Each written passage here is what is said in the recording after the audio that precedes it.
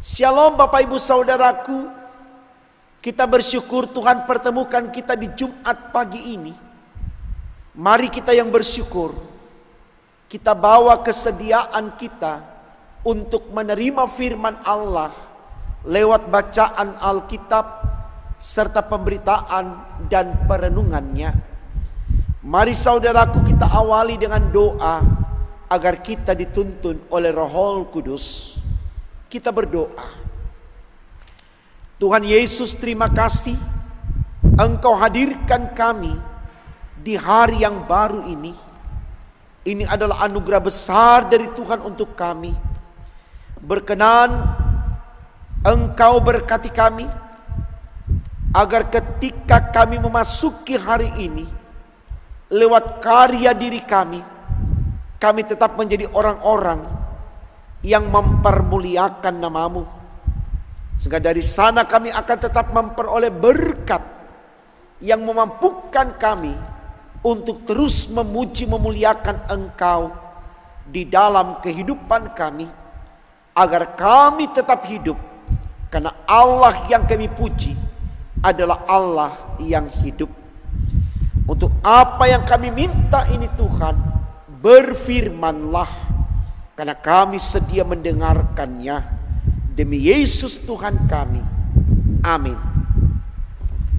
Saudaraku, bacaan Alkitab kita di Jumat pagi ini terambil dari kitab Kidung Agung 6 ayat 4 sampai 10. Demikian firman Tuhan. Mempelai laki-laki memuji mempelai perempuan. Cantik engkau manisku, seperti kota Tirsa, Juwita seperti Yerusalem. Dahsyat seperti bala tentara dengan panci-pancinya. Palingkanlah matamu daripadaku, sebab aku menjadi bingung karenanya. Rambutmu bagaikan kawanan kambing yang bergelombang turun dari geleat. Gigimu bagaikan kawanan domba yang keluar dari tempat pembasuhan, yang beranak kembar semuanya, yang tak beranak tak ada. Bagaikan belahan buah delima pelipismu, di balik telekungmu permaisuri ada 60, selir 80, dan darah-darah tak terhitung, tak terbilang banyaknya. Tetapi dialah satu-satunya merpatiku, idam-idamanku, satu-satunya anak ibunya, anak kesayangan bagi yang melahirkannya. Putri-putri melihatnya dan menyebutnya bahagia. Permaisuri-permaisuri dan selir-selir memujinya. Siapakah dia yang muncul laksana fajar mereka? Indah bagaikan bulan purnama, bercahaya bagaikan surya. Dahsyat seperti bala tentara dengan panji-panjinya. Saudaraku, tema renungan kita di Jumat pagi ini dituliskan demikian dalam Sabda Bina Umat, pujian menguatkan hidup. Pujian menguatkan hidup. Saudaraku, kalau kita mau mengartikan apa yang tertulis di tema khotbah kita, yaitu pujian menguatkan hidup, maka saya mau katakan kepada Bapak Ibu Saudara bahwa semua manusia, termasuk saya dan Bapak Ibu, membutuhkan sebuah pujian. Kenapa dikatakan oleh tema kita? Karena dari pujian ada semangat bagi kita untuk hidup. Di mana saudaraku kita bisa lihat pujian itu memberikan penghidupan, pujian itu memotivasi kita untuk tetap hidup? Saya pikir jawabannya sangat mudah. Mudah-mudahan kita sepakat dengan apa yang saya katakan. Karena dari pujian ada semangat dari kita untuk kembali melahirkan sesuatu yang lebih dari apa yang sudah kita kerjakan. Karena di sana kita mendapatkan aplaus, mendapatkan apresiasi, menjadi semangat bagi kita untuk mengerti bahwa karya kita diterima, dinikmati, dan dihargai. Tentu situasi ini saudaraku sangat berbeda dengan ketika seseorang atau saya dan Bapak Ibu melakukan sesuatu, lalu hasil dari apa yang kita lakukan, di sana orang mengatakan, ini apaan? Apa ini? Tidak ada artinya, tidak ada gunanya, kamu goblok, kamu tidak bisa apa-apa. Tentu kondisi ini atau situasi ini saudaraku akan melemahkan kita, akan membuat kita ciut, akan membuat kita pesimis dan hilang gairah untuk semangat. Itu kecenderungan makhluk sosial. Dia selalu ingin mendapatkan apresiasi dari sesamanya. Bisa kita bayangkan kalau kemudian misalkan kita menghasilkan sesuatu yang mungkin belum berdampak baik untuk orang lain, tapi kemudian orang lain akan berkata, wah bagus Pak, hanya kalau boleh ditingkatkan, ini sudah bagus, ditingkatkan lagi, semangat lagi, pasti bisa. Saya pikir kita lebih bijak di situasi itu ketimbang langsung kita menghakimi bahwa itu tidak berguna. Karena apa saudaraku? Apapun yang dihasilkan dari sesuatu, dari diri yang tulus seperti khotbah kita kemarin, pasti punya arti, pasti punya dampak. Ya.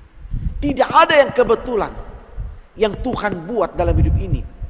Tuhan katakan semua yang ada itu baik, sepanjang kita melihatnya dengan baik dalam kacamata positif, maka pasti dia mempunyai arti, dia mempunyai kegunaan, walaupun mungkin belum memenuhi seluruh target, seluruh harapan, tapi paling tidak saudaraku, dia punya manfaat. Sehingga mari kita lihat di sisi itu, supaya orang yang mengerjakannya itu lebih memberikan sesuatu yang lebih baik dari apa yang sudah dia buat dalam kemampuan pada waktu itu. Bukankah kita selalu katakan dalam Tuhan tidak ada mustahil? Artinya semua bisa kita akan lakukan sepanjang ada spirit, ada semangat, ada motivasi dari diri kita. Jadi jangan mematikan semangat orang dengan menjudge orang, menghakimi orang, mengklaim orang. Tema kita sudah katakan, pujian menguatkan hidup. Nah, kalau kita kembali kepada perikop bacaan kita, yaitu di sana judulnya tertulis mempelai laki-laki memuji mempelai perempuan. Ya. Kalau kita selalu melihatnya secara letterlek, maka kita akan negative thinking, menilai ucapan sang mempelai laki-laki kepada mempelai perempuan. Tapi kalau kita melihatnya secara iman, kita akan tahu bahwa itu pujian yang tulus, pujian yang luar biasa. Ya. Bagaimana mungkin seorang mempelai laki-laki katakan kepada mempelai perempuan atau suami kepada istrinya dengan demikian, gigimu bagaikan kawanan domba. Gigimu bagaikan kawanan domba. Kalau kita lihat secara hurufiah, ini suami ini nggak benar nih. Masa dia bilang giginya istrinya itu seperti kawanan domba? Tapi kalau jauh kita masuk ke dalam tanpa kita menghakimi, tanpa duluan kita menjudge itu, ya, tanpa duluan kita curigaisan dan menilai secara negatif, kita duduk telaah dengan baik, minta hikmat dari Allah, maka saya akan katakan kepada Bapak Ibu akan menemukan jawaban yang luar biasa. Oh iya, domba itu kalau dia berbaris putih semua, berarti gigimu seperti bulu domba yang putih. Bukankah itu baik? Jadi jangan langsung kita melihatnya secara letterlek dulu. Supaya kita tidak terjebak pada penilaian kita. Duduk renungkan apa maksud. Maka di sana kita akan temukan jawabannya. Saya pikir ini baik, saudaraku.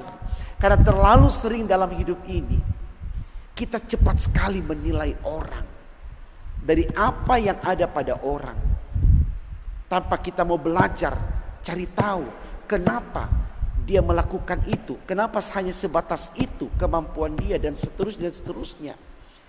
Supaya ketika kita menemukan keterbatasan orang dan kita tahu bagaimana menyemangati orang, di sana kita memberi hidup kepada orang itu. Tema khotbah kita bilang begitu. Pujian menguatkan hidup supaya dia tetap eksis, dia tetap berpijak dalam hidupnya. Dia tidak menjadi sosok yang pesimis, sosok yang mematikan semangat dalam dirinya. Tidak. Saya pikir ini baik, saudaraku. Salah satu contoh kita ambil misalkan seperti Yesus, ya, ketika dia berjumpa dengan perempuan pelacur, ya, orang menghakimi ini nggak benar, tapi Yesus mau melihat sisi lain daripada perbuatan perempuan ini. Ternyata dia bisa diperbaiki sehingga dia bisa meninggalkan tingkah laku atau kebiasaan buruknya. Dia tidak langsung menghakimi. Saya pikir ini baik. Sama seperti Yesus mau masuk ke rumah Sakeus, duduk makan, orang-orang pada ribut. Ini nggak benar. Masakan Tuhan mau duduk makan dengan orang berdosa, langsung dijudge, langsung diklaim. Yesus tidak peduli. Ada sisi lain yang Yesus lihat dari Sakeus untuk bisa diperbaiki. Betul. Begitu dia masuk duduk makan dengan Sakeus di rumah Sakeus, perjumpaan itu membuahkan sesuatu yang baik. Apa itu, Bapak Ibu? Sakeus menjadi sadar dan kemudian bersedia mengembalikan semua yang dia pernah ambil dari orang lain 4 kali lipat. Wow, ini luar biasa. Jadi kalau kita terima pujian, kita telaah. Kalau kita beri pujian, lahirkan dari hati yang tulus, yang jujur. Saya yakin dampaknya akan baik. Dan dampak dari yang baik itu, itulah hidup. Ada kehidupan. Kita akan sama-sama bisa terus berjalan dinamis sampai di titik akhir. Jadi kita tidak punya kewenangan untuk mengklaim orang dalam ukuran kita. Kita bukan Tuhan untuk sesama kita. Kita rekan kerja, kita partner. Harus dibangun dengan kata solid. Solid itu dalam, luas, tinggi, lebar dan seterusnya. Tidak ada alat ukur yang bisa dipakai untuk mengukurnya. Itu solid. Artinya kita bersedia menerima kelebihan dan kekurangan dia. Ketika kita melihat kelebihannya, kita harus berani katakan, wow, kamu luar biasa. Dan ketika kita melihat kekurangannya, bukan kita jatuhkan, tapi bagaimana kita berikan apresiasi supaya kekurangan itu terus ditingkatkan dan menjadi lebih baik. Amin. Ini saudaraku, kalau saudara mau hidup, berikan sesuatu yang terbaik kepada sesama kita. Itulah yang diinginkan oleh firman Tuhan di pagi hari ini. Selamat berkarya, berjuang terus, menjadi orang yang bijaksana, yang bersedia mengayomi, menuntun, mengarahkan. Maka saya percaya penghidupan kita, kehidupan kita tetap ada dalam kebaikan, karena Tuhan memberkati orang-orang yang baik. Amin. Mari kita berdoa saudara. Tuhan Yesus, terima kasih karena Engkau sudah berikan pengertian kepada kami bagaimana kami membangun hubungan yang baik satu dengan yang lain tanpa harus ada klaim, vonis, merasa lebih pintar, merasa lebih baik. Tapi apapun yang ada di antara kami selalu menjadi pujian yang tulus, jujur, ikhlas, tanpa pamrih. Sehingga dari sana akan terus lahir hal-hal yang lebih baik dan lebih baik, dan terus menjadi lebih baik, dan hidup kami tetap eksis dalam ekstensinya demi untuk kemuliaan nama-Mu Tuhan.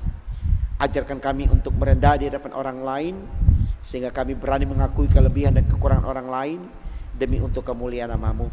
Terima kasih ya Allah, kami yakin dan percaya kami mampu karena Tuhan kami memberikan kemampuan itu.